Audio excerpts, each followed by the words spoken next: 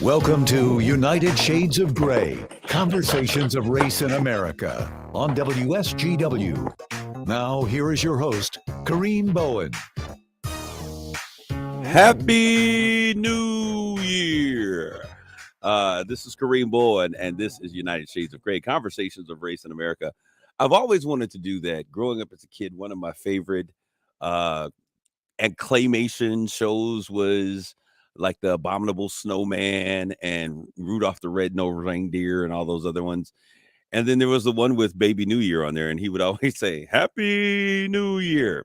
Well, now I've officially had my opportunity to do that, so I guess I got it up my system. In the studio today with my main man. What's going on, John B. in the place to be? Hello, hello. See, John. I thought when you said I always wanted to do that, you were referring to blowing out a microphone or a set of headphones or something. Because man, you got to warn me before you do that kind of thing. I'm sure all of the speakers were peaking over there. I'm eating the mic on this end. You've got me at a right volume for speaking, and then I start yelling in the mic. So, Jonathan, how was the holiday for you? It was fun. It was pretty nice. It was our first year, my immediate family hosting Christmas, and that was kind of a surprise, like 3 days before, not 3 days, but a week before Christmas. Oh, you're going to be hosting Christmas. Oh, your family was? Yeah. Okay. So there was a rush to clean things up, but we had a very nice Christmas, a very nice New Year's. And so did you get your 2 front teeth for Christmas this year? No, I didn't get much of anything of note. I got some nice clothes, though, okay. All right. That's always nice. That's always nice. Yeah. And when we're sitting here, we're having this conversation, but we've left out Mr. Christmas. We've left out Mr. Christmas himself. So we're going to bring in Mark Bassett. Mark, how you doing? I'm doing well, Kareem. How are you? I'm doing well, and I know that Mark is de-Christmasizing. He was. I see Santa in the background. Yeah, there, but we see that it's not completely gone. Santa is in the background. Mark, come on, share with us. We haven't been together since last year, way back then. But the Christmas parties, the holidays, New Year's, kids in town, folks are staying with you. Are you recuperating from the holiday blues?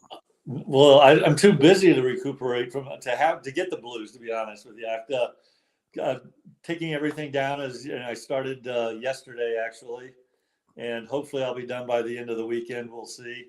And then I've been getting ready as well as we were talking before the show.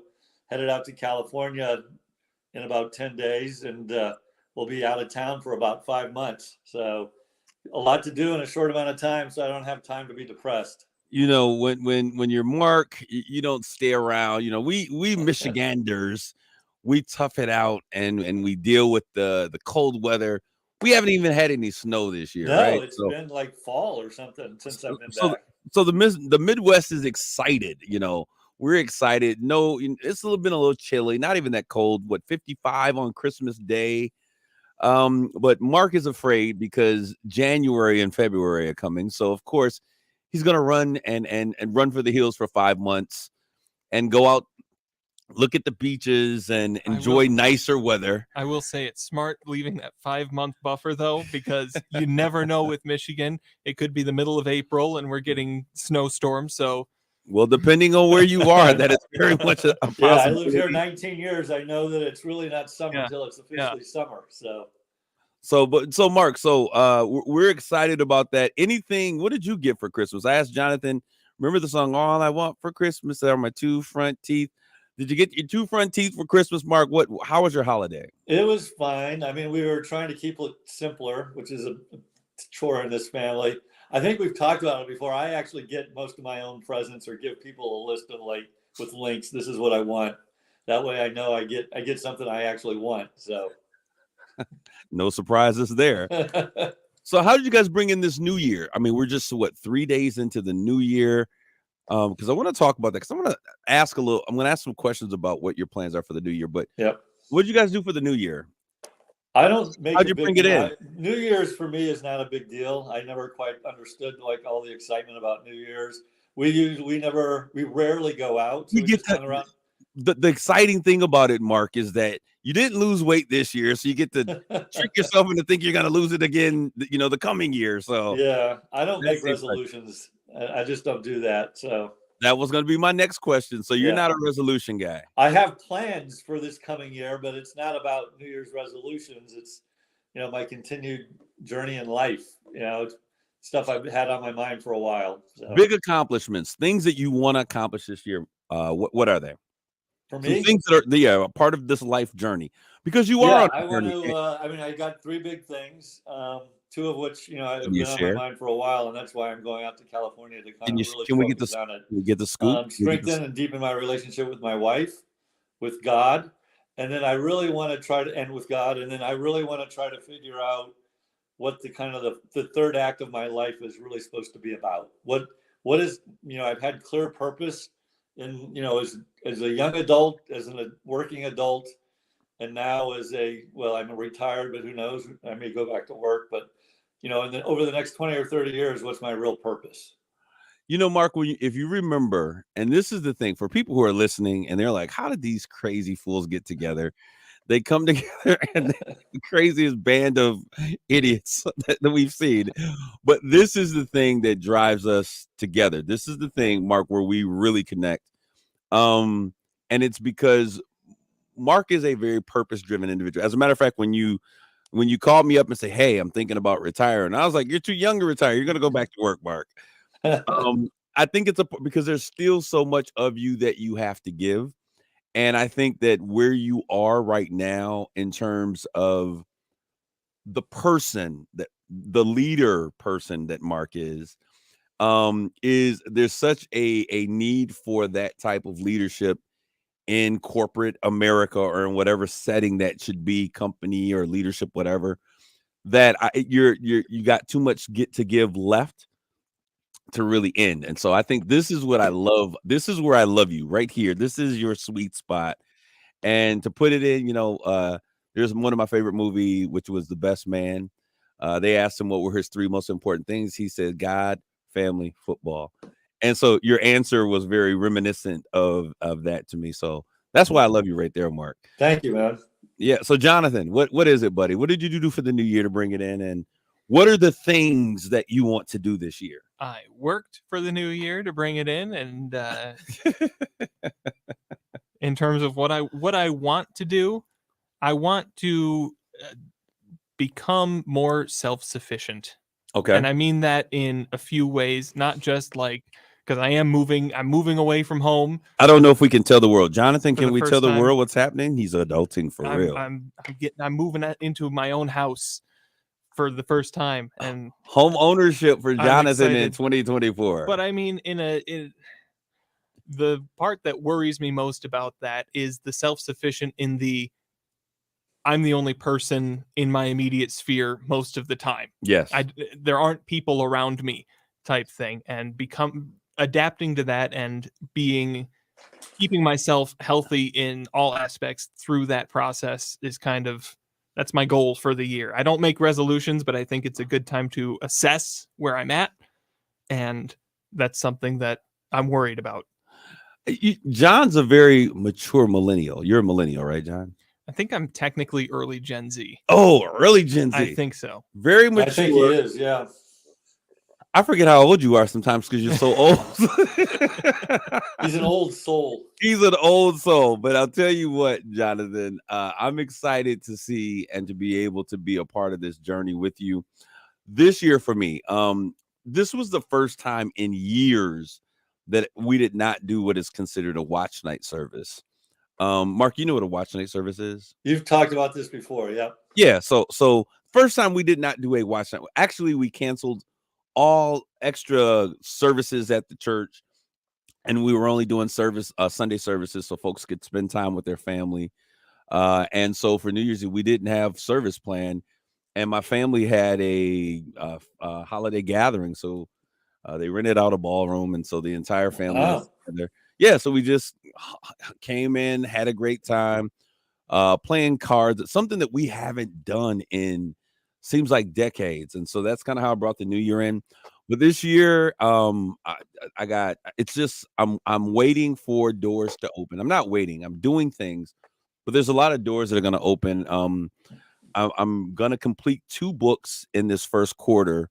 One that that I've already published, but I'm going to update and publish, and then another one that I've been working on for quite some time that I'm going to get done. Yes. Do you look at the year in terms of quarters? Is that Yeah, because that's when I have to reassess. Yeah. okay? What about you? Don't. You don't? No. No, Whole big long. life is. I don't even think about years. Life is a continuum. So how do you see it, Mark? I just what's on the horizon. I don't break it down like that. No, It's I gotta have. life is time is a continuous stream of energy, and I just go with it. And I that's interesting because for me, I'm like, okay, the That's first why when quarter you of the said year. quarter, that made me go. You think of it like Hey, what are you, a business guy? I mean, what are you running a business, a publicly traded company?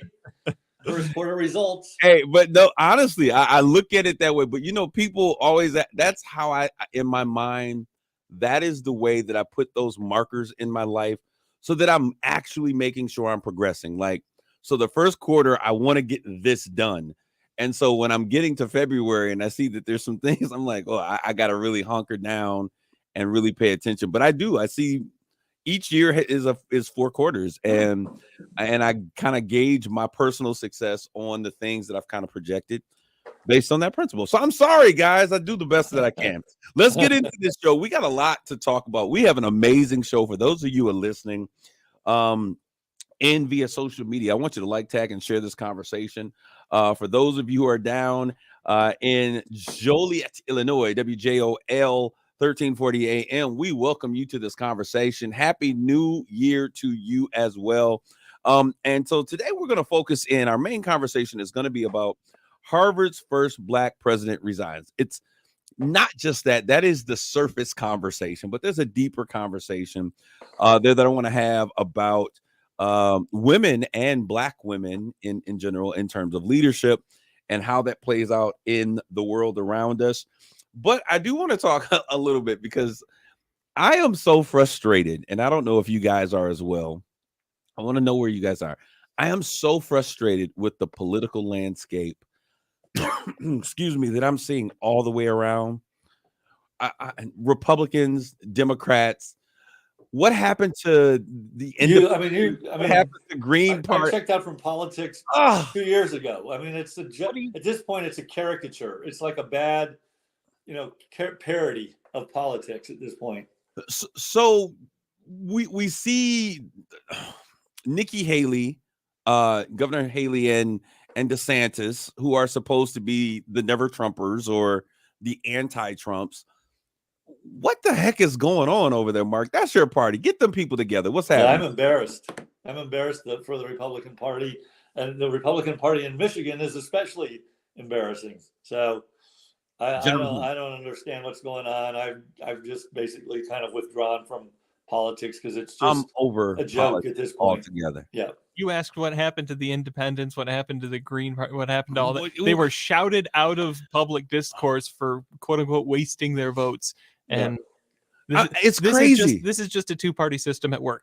Dude, this is driving me crazy. Mark, your fans are screaming at me in social media streams and things of that nature. You can't disappear for 5 months, so we got to make sure that you stay with it. Well, I'll be on the show. I've got nothing going on. I resigned from almost everything I was involved in to really focus on the things we talked about. So other than Christmas, show Mark's got nothing to do. I got nothing. I got to work on getting in shape and doing the show. I'll do it from my balcony overlooking the ocean. You know what? You can stay off. You don't need that was brutal. But back to this point. So I'm trying to figure out. We don't have an alternative. So they're not gonna win. They're hinging that Nikki Haley. I guess I'm gonna say this, and I'm gonna say this very emphatically. I don't think the Republican Party is ready to have a woman at the top of the ticket for president. What are your thoughts? I really don't see it happening. I don't think it matters. You don't think it matters? Nope. I think it depends. I think I think the discourse has changed so much because of Donald Trump that if you don't engage in the bullying and the spitting venom, which it was there before, Right. but he had his own Oh, brand. he put his own spin to it. Then you're not going to make it there. But I think if it was the right woman, I think she could definitely make it. I agree with Jonathan. I don't think at this stage, I think the vast majority of the Republican Party doesn't care about man or woman. It's just, They just trying to get out of this swamp called Trumpism. Well, yeah, but it's let me an tell you, interesting thing. I mean, I don't think there aren't that many people that really like. You don't think Trump they're trying to get out? Biden. They're just trying to wade their feet in it, but not necessarily swim in the waters. Yeah. Okay. Not Prince and what was it? The movie that he did, Purple Rain. He wants to put his feet in Lake Minnetonka, but not necessarily swim. But I'm gonna when I look at what the Democrats are putting up there, I'm just like going, this two-party system is for the birds. Well, I mean, I've read a couple articles. Nobody is inspired by Sleepy Joe. He can't get above 40% in the things that he does well. I mean, like, I am so frustrated with the Republicans and the Democrats, the lack of inspiration. There is, and I'm wondering if this is how the world is feeling. Inflation is going through the roof. I actually finally went grocery shopping over the course, and I'm like going, how are moms doing this? How are people putting meals on the table? How are people doing anything that you can't buy a car? A friend was going to go buy a car. They thought that they're going to get a new truck, and they're like, well, it was $95,000. So they end up spending, $37,000 on a used vehicle. It was a couple years old. Like, how is the average Joe surviving in this climate? Jonathan, you decide to start adulting at the wrong time of life. This is, you're going to get a real crash course in what the inflation. I just looked it up. The inflation rate, and I'm not a fan of Joe Biden either, by the way, but it's going down. The inflation rate in November was 3.1%. So it really wasn't that high. But what I'm saying is that's what it is on Wall Street. That the Reagan, remember, trickle down economics. The pain has not eased up on Main Street. It seems like everything costs more. Jobs are not making, adjustments in terms of what people are paying. Minimum wage in Michigan just had an increase. Almost $10 is what they're paying folks or whatever. It's crazy out here. And I don't hear anything happening. The only thing that I hear happening when it comes to increasing money is what we're spending in other countries. How does that make you feel as an American, Jonathan? Why are you asking? You know, we've talked about this. I think that as I'm looking at starting adulting this year, I'm looking at a little thing called budgeting and how to budget. And I think that that's something that our government has not done for so long that at this point, what's a budget? At this point, it does not matter. We are like, I don't mean to be doom and gloom heading into a new year, but it is just about that bad in terms of the country's financial position. When was the last time they did? Was it Bill Clinton that basically brought down the debt and they had a surplus? I can't. Well, Barack had some success. That if I were going to say he could tout some success, that was one of the things that his administration was able to do to some degree. But when you look at what was being spent the year before, it wasn't hard to come down from where we were. There is no fiscally responsible party anymore. The fact that Republicans were that party no longer exists. Everybody's spending and going crazy. But my thing is not just that we're spending, but what we're spending our money on. That's a problem for me. They're mad because budgets are stalled to send money to the war in Israel, Palestine. They're upset because the funding has been stalled to Ukraine. Jonathan and I both feel that this is the one place that I've always said this, that I agree with number 45. America should be first. And there's things that let's build some bridges, put some people to work. Let's make some wages. I don't know, Mark. I'm frustrated with what I'm seeing. And I don't see anything inspirational or aspirational about anything or anyone that they're putting in front of us. I know that we're getting ready to enter into a very dark cycle of American life when we get into politics, especially between number 45 and Sleepy Joe. It is not a place that I just can't believe that's going to happen again. I refuse to accept that's happening again. Unless the old man croaks or the other guy gets Yeah. indicted and goes to prison. What do you see happening, Jonathan? I don't know. It sure seems that way, but I mean, there's nobody that really wants that. If enough secretaries of state just unilaterally decide to knock one of the people off the ballot, then yeah, that won't matter. I mean, I don't know what to say about it, but let's keep going. There's two things I want to talk about, and we're not going to get to both of them, but I do want to talk really quickly. Mark, have you seen the thing with Draymond Green? And I try not to talk about. No, I just know he's suspended. I didn't see anything. What about you, Jonathan? No. My two sports gurus are in the house with me. Thank you for the backup. Well, I want to just kind of talk a little bit because I do know Draymond firsthand, and I've had an opportunity to see him through his career. And as a matter of fact, when he started playing with the Warriors, man, has it been 10 years already? How long has it been? You are asking the wrong person. It's been it's been such a long time. When he first did it, I actually walked with him through those doors and helped him sign his paperwork and do all of those things. And people are asking, what's wrong with him? Oh my gosh, he needs this. And something happened that really bothered me. And I didn't say anything initially about it. There was an article that they wrote here in the local paper that they were talking about, is are his antics looking bad for the city of Saginaw? And I thought it was crazy because, the city of Saginaw has been a city. He can't damage the reputation. Hey, stop talking about my city, Mark. I will not allow some Midlanders to come here and trash my city, whether it's the nasty or that other word that they like to use that ends with awesome, which I'll never use. It's my city, right? But the thing about it is this. So it's always been what it is. But these guys, and when I say these guys, I'm talking about the Jason Richardsons, the Draymond Greens, even Charles Rogers, the Lamar Woodleys.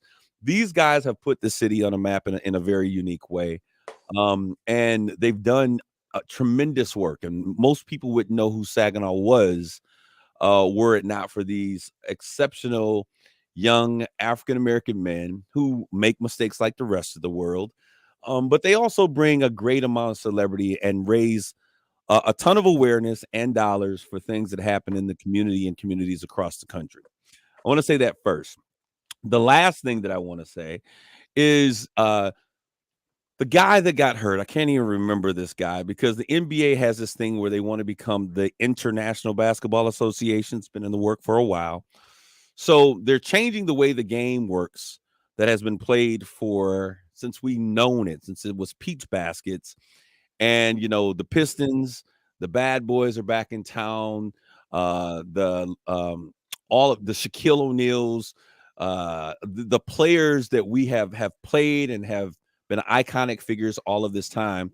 They're changing the way the game is played for Americans to increase the attendance and become the International Basketball Association.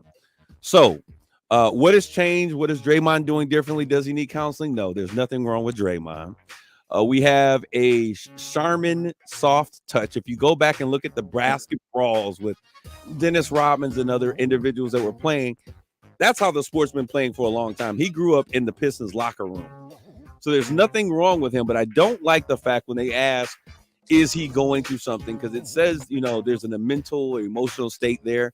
The fact is, NBA basketball has gone soft to make it the International Basketball Association.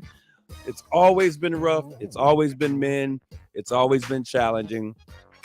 We're going to appreciate what he does as it relates to basketball when he's not here. We're going to take a quick commercial break and we'll be back with more of United Shades of Gray.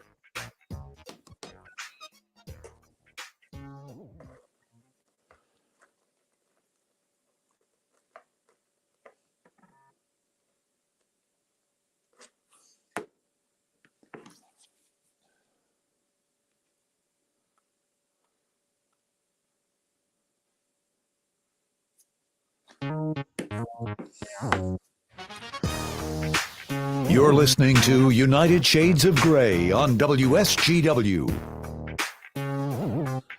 This is Kareem. We're back with more United Shades of Gray, conversations of race in America.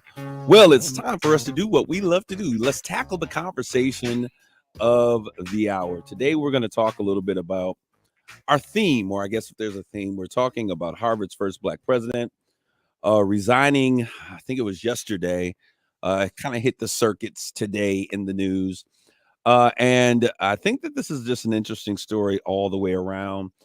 And the reason it's interesting is because of what took place. Now, there were 3 female presidents of universities that we're going to be talking about today. And each of them, this all began to kind of come to a head when we were looking at what took place on October 7th over in Gaza with Hamas attacking Israel. How you guys are aware of these things taking place, right? Yes. I know, Mark, I know that you're all over the place and you're making great things happen. So we have the president of MIT, who was a female. Dr. Cornbluff is her name, Bluff. And then we have the president of University of Pennsylvania, who is also a part of this conversation. And then we also have the president of Howard University. So Harvard. Did I say Howard? You did. Yeah. She'd be okay if she was at Howard, but unfortunately she's at Harvard. Probably not, but that's okay. a slip of the tongue. Absolutely she would be. There's a huge difference. And I want to start this conversation because I kind of knew and this conversation, and it's kind of a challenging conversation to the degree when we get into what I want to talk about. I knew that Miss Claudine Gay, who was the president that just recently stepped down, she was in trouble. And the reason I knew she was in trouble, and this is before October 7th, was that Harvard was going through, well, the world, the nation was going through some changes as it related to the allegations and the charges and the lawsuit that was brought against Harvard for using race as a factor in decision making in terms of how they were bringing people into the schools. And we saw the final blow to its final legs of affirmative action, which I thought was interesting, bringing in the 14th Amendment, equal protection under the law. And I think it was an Asian American woman, if I'm not mistaken, that, you know, saw a lawsuit go through and saying that, you know, the reason she didn't get in is because, you know, of this policy, and this policy affected her ability to get in. And 48 hours after the Supreme Court struck that down, we saw Dr. Gay come in and take the reins over at Harvard University, which was the first African-American period to hold that position. And I held my breath for her because I knew that it was going to be a tough road ahead. But then October 7th coming. And I want to first say, Mark, were you able to see any of those congressional? Did you guys watch? I didn't watch any testimonies. I've read a couple op-eds, but I didn't watch any testimony. What have you heard about it then, Mark? And we'll go from intellectually, the arguments were, you know, they're that, you know, in a sense, I don't know if I want to use the word valid, but logical. Mm-hmm. But it's kind of like not reading the situation. They were all tone deaf to reading the situation. In the room. Yeah. And I do think there's a double standard where, you know, and it was kind of what you and I talked about offline around kind of political correctness. It's okay to say something about certain things, but it's not okay to say other, you know, so if people were marching like that against Muslims, there would have been a huge, you know, much different, you know, roles would be reversed, and, you know, there'd be an outcry from other people. But basically just not reading the situation well. None of them. Yeah. As it related to, were you going to say something, Jonathan? Okay, he said nope. As it related to, you know, the protests and the threats that were on these campuses that have been happening, campuses across the nation. You know, when stuff happens, protests happen on college campuses, and so the essence of their testimony was surrounded around, do you think that if there is a cry for genocide against Jews, that this is something that we condemn? How do you quell the protests, support your people, make your community safe? And that's kind of what surrounded this. And they basically hid behind it's an educational institution. It's free, we're supposed to have a free exchange of ideas and thoughts. My question to them would be like, okay, if it was a march against Muslims and people are demanding death to Muslims, would they have handled it the same way? And I obviously don't know the answer, but my guess is they would have handled it differently. You know what? I don't think that they would have. Because what I saw in that conversation was, for me, my perspective on this is I saw these individuals who are presidents. They're not career politicians that were summoned to Capitol Hill. No one really wants to go there, especially when you're on the hot seat. And they were giving very nuanced, academic, legal responses instead of. Here's the deal, though, Kareem. They're the face of the university. Absolutely, and these are some of the richest universities in the world that have resources and experts in everything. They should have been briefed. They should have been prepped. They should have seen what was coming, and they should have handled it better. And I guarantee you, now I don't doubt that, but I guarantee you that if you're the president and you're going, come on, your trustees, they're briefing you. They're making sure that you know what you can say and what you can't say. And that is exactly what I'm saying. I think the responses that they gave were a bit legalese and not necessarily, oh, we condemn, and then they're also thinking about the fact, which for the most part, institutions, college campuses, they give it away with saying a whole lot of things that you can't say in other places because of the First Amendment speech. And so that was part of the conversation. But the issue that I have is this. My first question is, do you think the responses would have been the same if the leaders of those institutions were men? That's my first question. Do you think that if the presidents were men, they would have answered the questions differently? No, not the men, but do you think the responses from the universities and the communities and even the donors would have been slightly different if these were men? I'm asking a question. I don't know. Absolutely not. It would have been exactly the same. Yes. I think it has more to do with academia than it does the gender of the person at the top of it. Who's going after these people? It's it's the donors, really rich Jewish business people. Okay, which brings me, so that's really one of the pieces. The other twist of this is this: all of these women received backlash. They were all, firestorm. People were crazy. They want their resignations, this and that and the other. The only individual who did not receive the type of backlash that we were having a conversation about was the individual, Sally Kornbluth, who is the president at MIT. And this is per the New York Times, the information and as they were covering the story. The interesting thing about this is that of the three, she is the only Jewish American among those individuals. She has continued to have her job, her position. The university came out in full-throated support of her, and that they would stand behind her and support her in every single way, which for the most part, Dr. Gay over at Harvard, the university kept saying, we don't want her, publicly, we don't want her to step down. She hasn't done anything wrong. But with Dr. Kornbluth, we see that the university came out, they supported her. All three of these women were doing things. She's still in her job. However, the University of Pennsylvania accepted the resignation of their president. They were not necessarily happy. They did not fire her. She did have the opportunity to step down. She stepped down and she went on her merry way. Now, this is where it becomes problematic because presidents screw up all the time. We've seen this happen.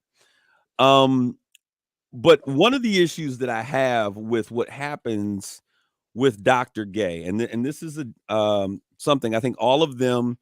I think that we should be in a position that we can always say that whenever people are being threatened on our college campuses, our number one priority is safety. I don't think it's hard to say that.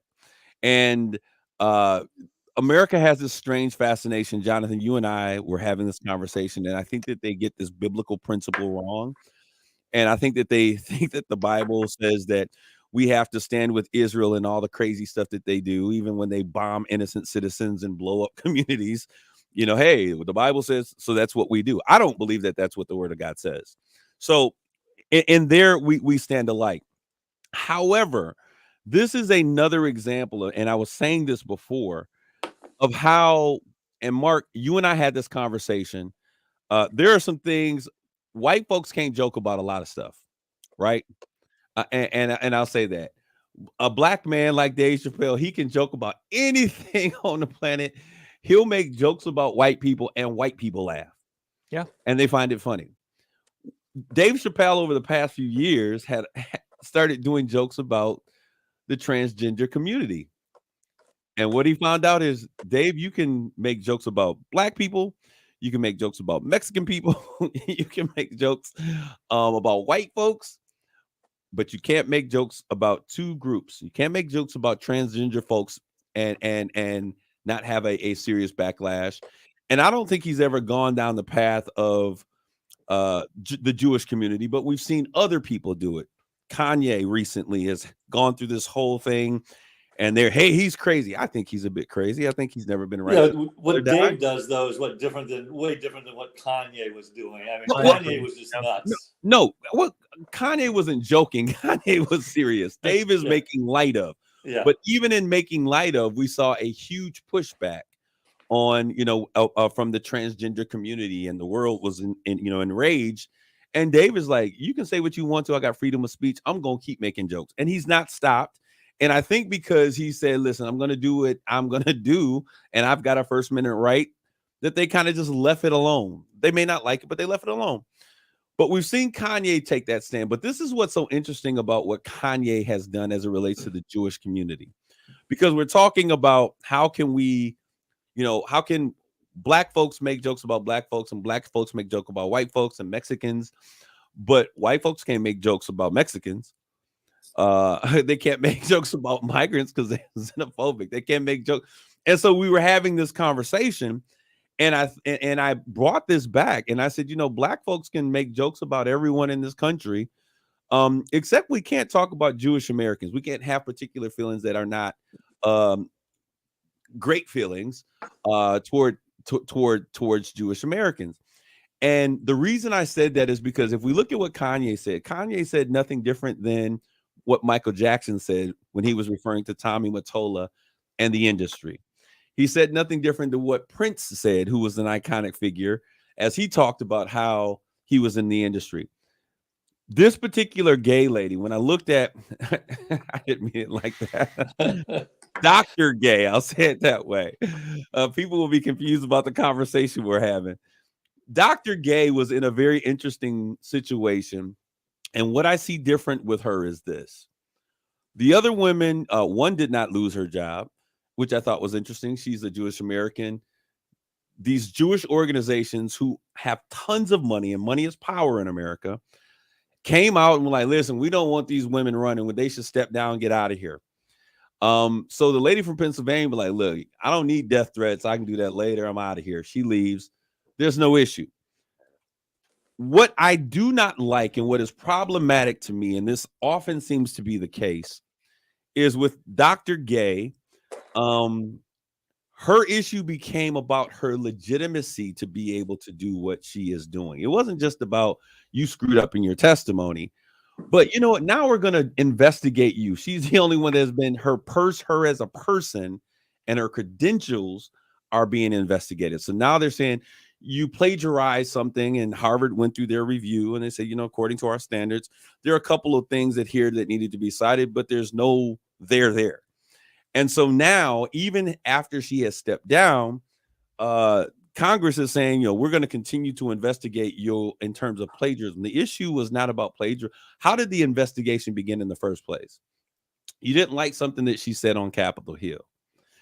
So now we're going to continue to not only remove you from your position, but then attack the legitimacy of your presidency while you were there, and that you should have never been there or qualified to be there in the first place. And that is what that reads to me.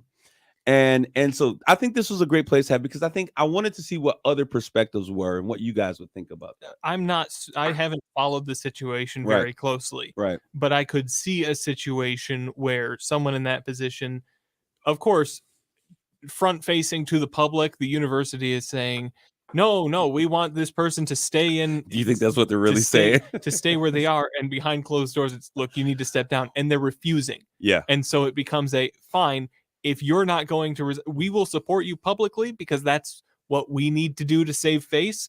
But and to not be sued. But behind closed doors, we're going to start turning over rocks, and we're going to find something. So Mark, when you see Mark, what is that grin on your face? What does that look for? I don't know. I was just listening to Jonathan. It sounds very plausible. I stopped paying attention to this after the testimony and read a few op-eds. I've seen a few things about the plagiarism, but I haven't followed it closely. But for sure, what Jonathan laid out could easily play out. So. Oh, come on. Do you think we're like, oh, yeah, we got you? They're not going to, come on. Like, wait a minute. We got donors who are donating hundreds of millions of dollars to our university. Yeah. We really want you gone. Yeah. But this was interesting because I think there was like 700 faculty members that signed a letter of support for Dr. Gay and the review board committee saying, listen, she had done absolutely nothing wrong. We're standing in support of her. And I think if someone's coming after a coworker, I can see that the faculty would stand up. Of course. And this is where I was joking with you before, Mark. I said that if she was at Howard, she probably would be okay. Unfortunately, she's at Harvard. Howard is an HBCU, a historically Black college university. So I think that the response would have been a little bit different from Howard than it was at Harvard. That was the joke there. But I think that there was a lot of pressure, and this is my point. There's a lot of pressure on the university because in Jewish communities, and they don't like this admission that I say this, they have a lot of power, they have a lot of influence, they have a lot of money. And when they don't like something, they use their power, their influence, and their money to make changes. Who doesn't do that? That's not a Jewish thing. That's everybody. Well, go ahead. Members of the Jewish community. Yeah, well, if you want to say it that way, absolutely. But when we look at it, and this is where I talk about how far we have come from what MLK talks about in his speeches. The basis for real power and finance and authority in America does not come from just marching and laws. It comes from a financial base. When you have the power of finances, you can change the laws. When you have the power of it's what we recognize, and you said it, Jonathan. This is what we would all do. Mark, you said it. This is what any community would do. And so when we have these conversations, and I think about it, Black folks in America are at a much more serious disadvantage than what I really thought before, until we really find a serious base for economic stability. And where we can say that we don't like this, and so we're not going to donate hundreds of millions of dollars. Yeah, but it's the people. I don't know that I hear what you're saying, but it's individuals with the crazy amounts of wealth that are pulling the strings, like in this particular case. It's guys that are worth billions of dollars, and there's Black people. But that's what I'm saying, Mark. So there are folks in the Jewish community, and I don't say, and you're right, Jonathan, I stand corrected. We shouldn't say the Jewish people, but folks in the Jewish community. But the reality of the fact of the matter is that the overall consensus of Jewish Americans is pretty consistent with what those donors were feeling. is pretty consistent with what those protesters were protesting on campus. Would you not agree? The general consensus, and I'm not looking for nobody to get canceled, but I think that this is an honest conversation. If we can't have this conversation, then the power is exactly what I said.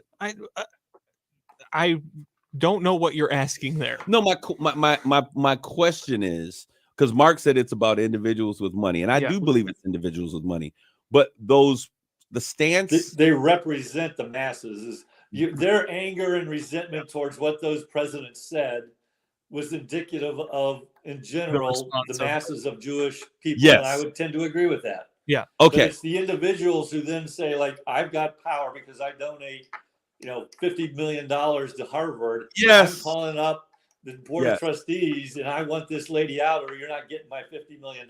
Yes. So you're saying, Mark, you've coined it perfectly. Thank you for clarifying what I'm saying.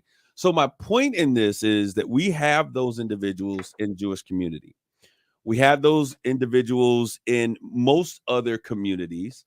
We don't see that type of wealth from the Hispanic American community.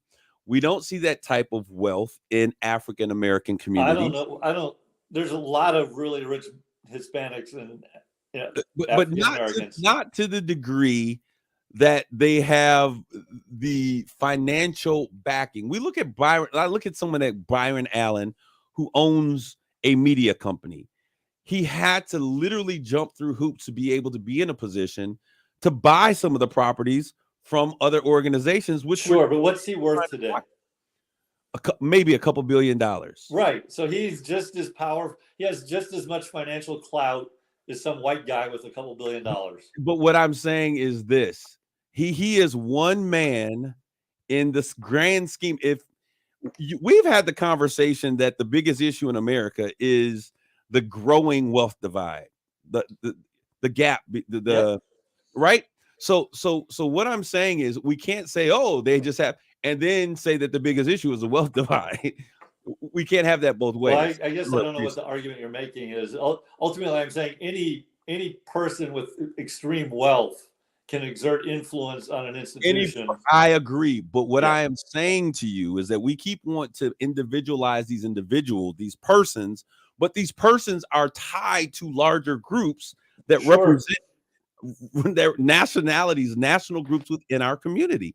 And my thing is, one of the biggest issues, and it even drives the laws that are being made. Affirmative action was overturned because someone did not want those laws on the book, and there was a financial backing for that thing, is what I'm saying. Ultimately, it had to go to court, and a court decided. And who decided? What does our court look like? How did those people get there? Well, now but they've got a sworn duty to uphold the law as they interpret it. I mean, if you're gonna question there's every no decision, political landscape to our court right now. Is that what you're saying to me, Mark? The Supreme Court? Yes. There's a lot of courts. All of the judges, half of them, I don't believe our justice system is blind anymore. Okay. I think that Democrats are appointing people who want the Democratic agenda. That's always been the case, and vice versa. That's always been the case. Then where do we get the concept that justice is blind? Well, there is no black and white in law. It's open to every interpretation. That's why there is a serious black and white in the even on the court system. Ask Clarence Thomas, who was one of the biggest benefactors of affirmative action, but wanted to make sure he closed that door for other African Americans because he felt insecure of how white America would feel towards him. It's a sad thing, but I want to have this conversation with some folks who are really from academic America, at academia, because I think that there is something that we have to begin to understand. And Mark, I think that we talked about the wealth gap in the times past. We've got to be able to make some changes happen, but there has to be an increase in the financial backing by which Black America stands. I want to thank you guys for tuning in today. We bless you all. Take care of yourselves and each other. Grace and peace.